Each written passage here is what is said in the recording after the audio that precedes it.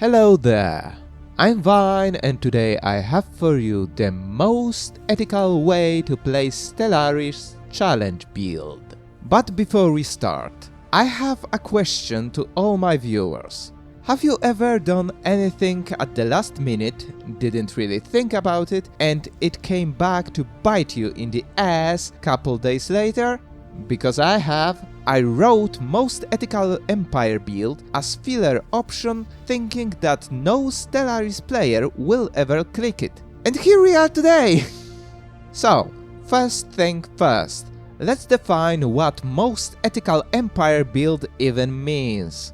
Because it's actually not an Empire build, but a challenge with strict requirements. We are going to create an empire that is moral but not retarded about it and does not use hypocrisy as hacks to win the game.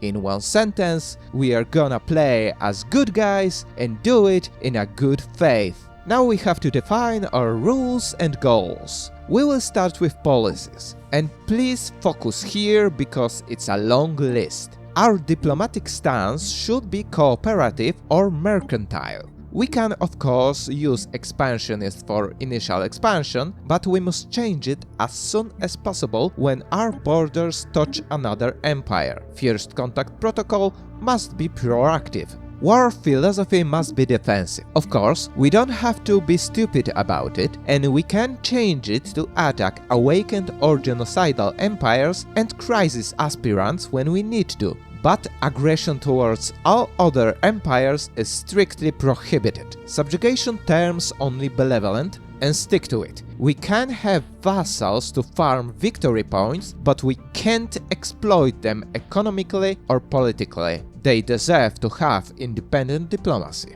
Orbital bombardment, of course, selective. Native interference, passive. Leader enhancement only by natural selection. AI must have citizen rights. Pre-sapiens are protected, and all refugees are welcome on our planets. Population controls prohibited, resettlement prohibited, land appropriation prohibited, slavery prohibited, purge prohibited. Now species rights. Of course, default for all pops. They get full citizenship, colonization allowed, no population controls and no migration controls. But the most important here are living standards. Our goal is to set it on utopian abundance, but in early game we are allowed to use social welfare.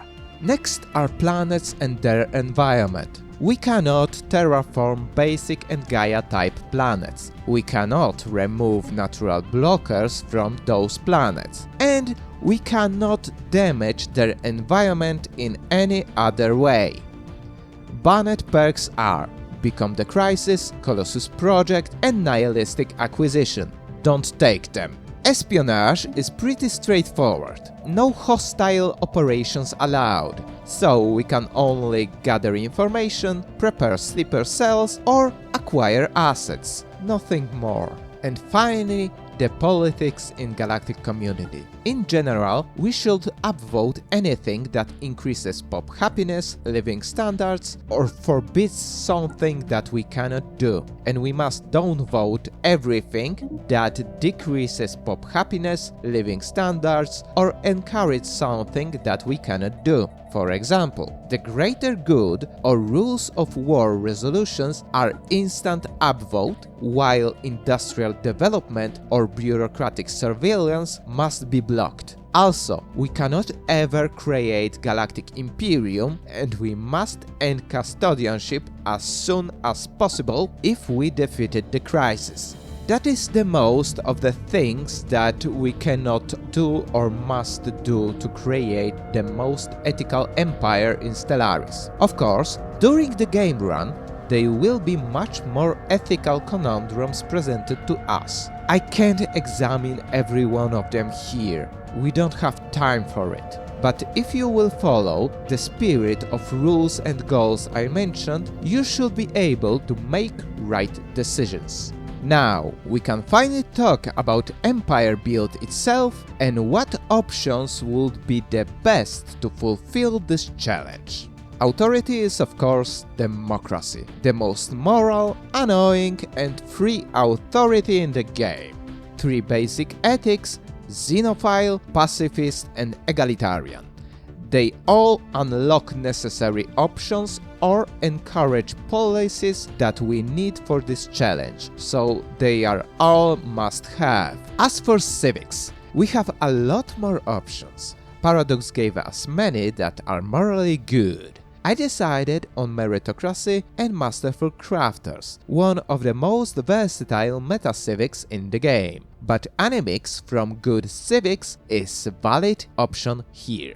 Next are species traits: intelligent for tech rushing, rapid breeders for pop rushing, conservationist to reduce horrendous pop upkeep from utopian abundance later in game, sedentary and unruly for easy trade points.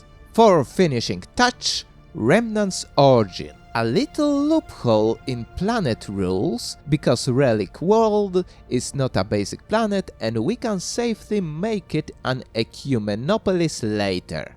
But if you don't want city planets in your empire, you can always go with Prosperous Unification or any other ethical origin. And that's all really, because there is not much to say about this empire build in-game beside stick to the rules. So, it's time to evaluate this challenge. In multiplayer, it's not competitive. In essence, this build have the same problem as Fanatic Pacifist if other players haven't gone full monkey, and that's almost guaranteed loss. In single player, it's not reliable. If you don't outbuild all other empires and don't get vassals early, any hegemonic AI will beat you in victory points. That's the kind of run where you are begging to start near fanatic purifiers just to yoink their pops and space because you can't count on any other form of empire expansion. As for roleplay, you are roleplaying naive good guy. Principles of this challenge look straight from European Union fever dream. But almost every European will laugh at player that would roleplay Space EU in this way, because none of European Union countries act in this way.